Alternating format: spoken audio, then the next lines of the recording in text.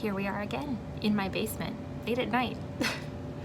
So I am working on making the chair cushion cover. And after much thought and pondering all week, I decided to go the non-sewing route because I just don't trust myself to sew a cushion cover. Now I know some of you would say, it's easy, you can do it, anybody can do it. But just remember, everybody has their strengths and weaknesses, and sewing is one of my weaknesses. So what I've decided to do is I sewed more piping, like this, and I'm going to do a no-sew cushion cover with piping. And I will show you what I mean by that in just a second. But your first step for this no-sew cushion cover, we'll call it a hack, no-sew cushion cover hack with piping, is to make piping. So if you missed step 4, which is making piping, go back and watch that video and it will show you how to make piping. I did the sewing approach for piping just because I did want it to be strong, and it is super simple to make piping with a sewing machine, but you can do this with hot glue too. So if you want a truly no-sew approach, do this with hot glue, but go ahead and go watch part 4, which is making the piping. Okay, so I made the piping and now I'm going to show you the next step. After you have made your piping, you want to go along here and just trim it as close to your sewing line here, your thread, as you can without actually cutting through it. I just left maybe 1/4 inch here, because what we're going to do is we're going to take hot glue along here and we're going to fold it. This is hard to do one-handed, sorry. We're going to fold this over on itself with hot glue to make a nice just line here. So let me try to do that not one-handed and I will show you. So it's a really good idea to wear a rubber glove if you have one, because when you're pressing down on fabric with hot glue, there's a good chance you're going to burn your finger. I don't have a rubber glove handy, so I'm gonna chance it. Live on the wild side. So, got my hot glue gun. I'm pretty sure this is a low temp hot glue gun. It still works though. So we're just gonna come right along here in small sections. I would go right along your thread line. And then you're just gonna turn the piping over on itself. You're gonna kind of roll it up and push down pretty hard so it stays. And I will hold it up in just a second to show you.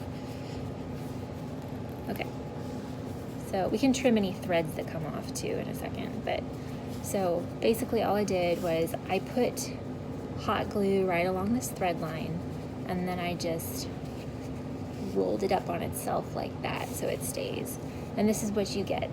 This is kind of like that. Hopefully you can see it. So I'm going to continue doing this in small sections all the length of my piping.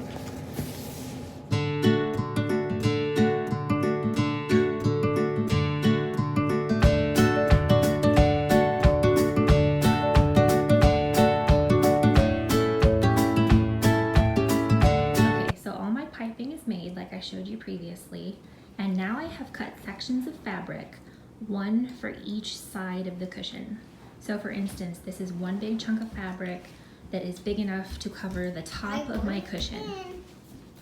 I cut other sections of fabric, like one for the side, one for the front, one for the underside. It's not cut to shape. It's just one big chunk of fabric that's big enough to cover the top. And now I'm going to iron all my pieces to make sure they're nice and smooth. Okay, so I've ironed all my fabric, and now we are going to use a spray adhesive to attach batting and fabric to the foam. And I am doing this outside, and I recommend you do it outside too, because this stuff is smelly and nasty to breathe in. So definitely take it in a well-ventilated area. If you missed the part about how I cut the cushion to size and accounted for the extra I needed on the back of the cushion, you might have seen that there was an extra piece connected at the back. That is available in step 3. I showed how I carved the foam with a butter knife, not a butter knife, a bread knife. Butter knife would not work. Anyway, carved it with a bread knife, adhesive sprayed on the extra little piece on the back. So you can find that in part 3 of my videos. And all of my supplies are linked in my Amazon storefront, with the exception of the fabric, which I got from fabric.com. If you have any questions, you can ask me, email me, comment, whatever. It's Covington Musée Toile, so from fabric.com. And I am just going to spray the whole top of the cushion, lay the foam down, and then trim around the edges. And as always, make sure you read the directions on the can, because it is not spray and immediately put it down. You actually have to like wait a few seconds for it to be a certain tackiness or consistency for it to properly stick. So just one note about using spray adhesive for your fabric: be sure not to get spray adhesive on the parts where you will be sitting.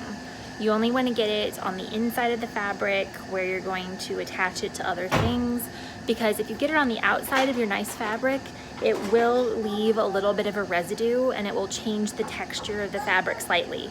Now, you won't really see it because it's clear. So if you happen to get a little bit on there, it's not going to be a huge deal, but just try to avoid getting large spans of it on the outside of your cushion. So hopefully you can see I've sprayed the top of my cushion, laid the batting down, stuck it on, and then trimmed all around the edges. And I am going to do that for every side of the cushion.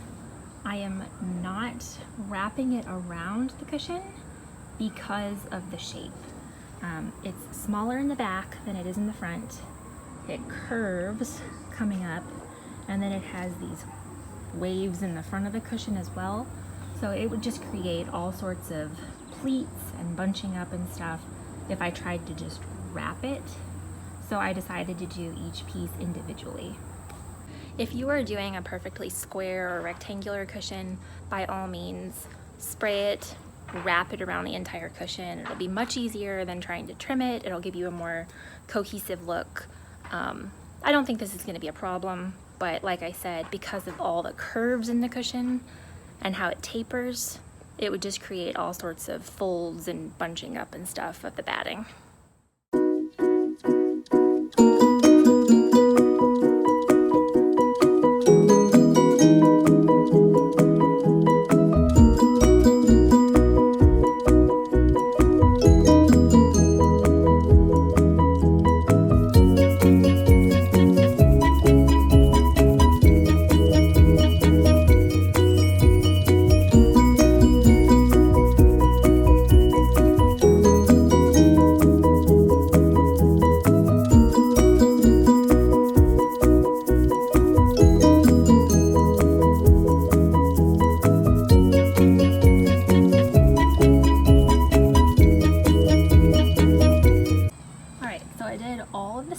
First, and as you might be able to see, I turned under the sides at some places where they overlap the previous side I put on, so that it makes kind of a faux seam, and that is what I will put my piping over.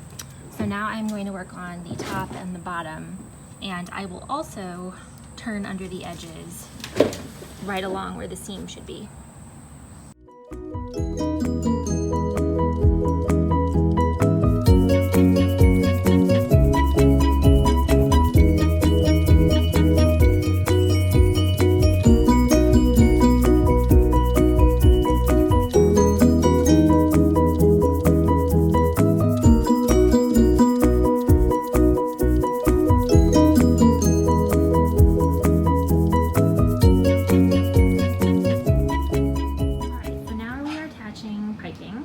And all I'm doing is using hot glue to go right along this seam, and then I am very securely pressing this seam side of the piping down into here, as you can imagine it should go. Very securely pressing it, going all the way along. So I did the front first. I went all the way around the edges of the front of the cushion. Now I'm going to come to the sides of the cushion, meet up with the front, go around the side, then I'll turn it over and do the other side, and finally I'll go around the back. Here it is, all finished. Is it perfect? No.